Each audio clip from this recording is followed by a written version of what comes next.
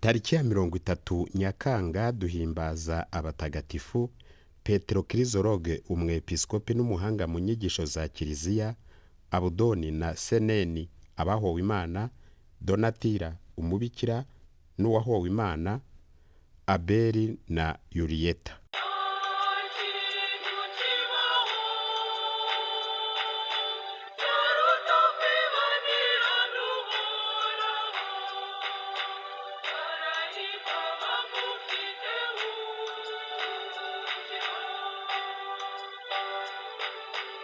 Turahimbaza mutagatifu Petero Kirizoroge umwepiskopi n'umuhanga mu nyigisho za Kiliziya witavye Imana ahagana mu mwaka 449 cyangwa 450. Mutagatifu Petero Kirizoroge yavukiye mu Butaliyani ku murwa witwa Imora mu vya 400.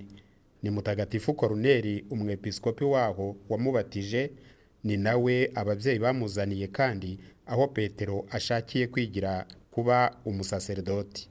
Ni ubwe mbere na mbere wamwigishije aramurera. Amaze guhabwa ubusaserdoti, Koruneli amugira umufasha we. Petero akorana uwo murimo umwete, ubwenge n'ubutagatifu koko. Aho mutagatifu Koruneli yitabiye Imana, Papa atorera Petero Kirizoroge kumuzungura. Petero ahabwa ubwepiskopi nko ku gahato. Amaze kuba we, abwira abakristo ati: nimwe mwatumye Papa antora ntabyifuza. Ndabasaba rero ikintu kimwe, gukurikiza amategeko y'Imana n'inama nzabagira nyafatiyeho. Nuko atangira gutegeka Kiliziya yari amaze gushinga. Ayiha amajyambere menshi koko, yubakisha Kiliziya nyinshi muri diyosezi ye. Mutagatifu Leo mukuru Papa amutegeka kwandika igitabo kivuguruza inyigisho z'ubuyobe za Eutikesi, aracyandika. Yandikira ndetse na Eutikesi ubwe ibaruwa nziza kandi imwumvisha by'ukuri ubuyobe bwe. Iyo baruwa inama nkuru yaciye izo nyigisho za Eutikesi iyishyira hamwe n'inzandiko zayo bwite byo kuyiha icyubahiro cy'ubugatulika nyabwo.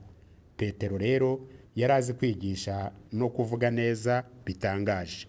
Ni nacyo cyatumye bamwita Petero Kirizoroge, bivuga ngo ijambo rya zahabu, ijambo rinonosoye ritagira amakemwa. Petero Kirizoroge kandi ni umwe mu barimu ba Kiliziya. Ntukagire abami babiri, hitamo Imana cyangwa isi, nako nguhitiyemo Imana.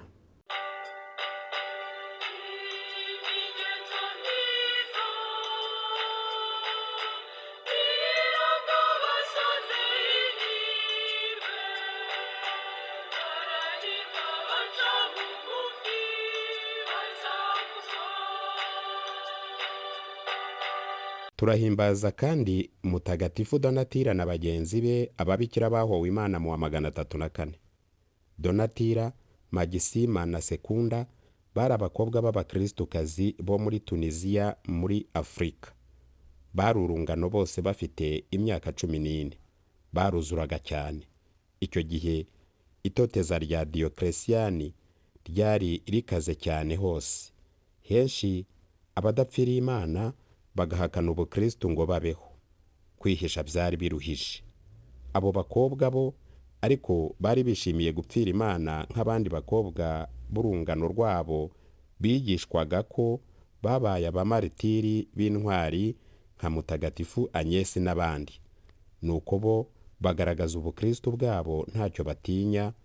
Abapagana ariko bagirira ubuto bwabo, babanza kwanga kubafata.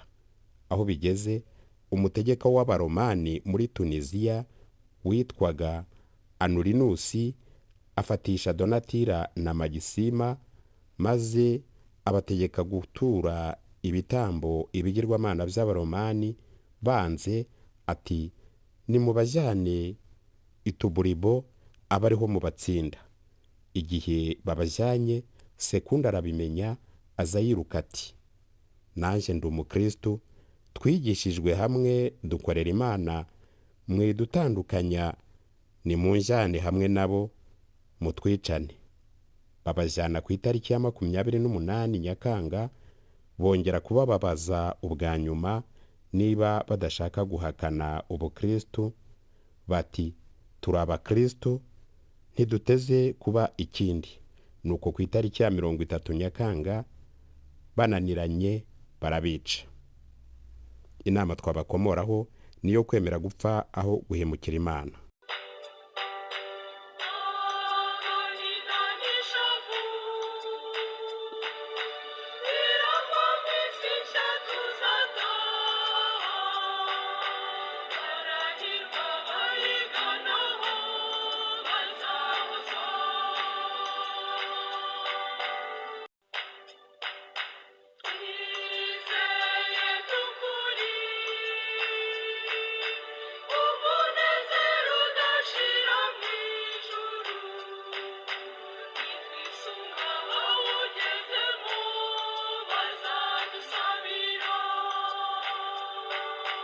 Abandi batagatifu bizihizwa uyu munsi.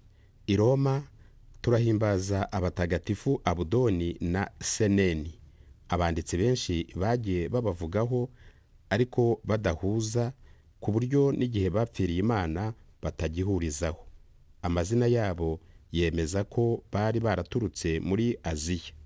Abudoni ni kimwe na Abudara bivuga umugaragu w'Imana. Naho Seneni ni izina ry'igiperisi tutazi icyo risobanura.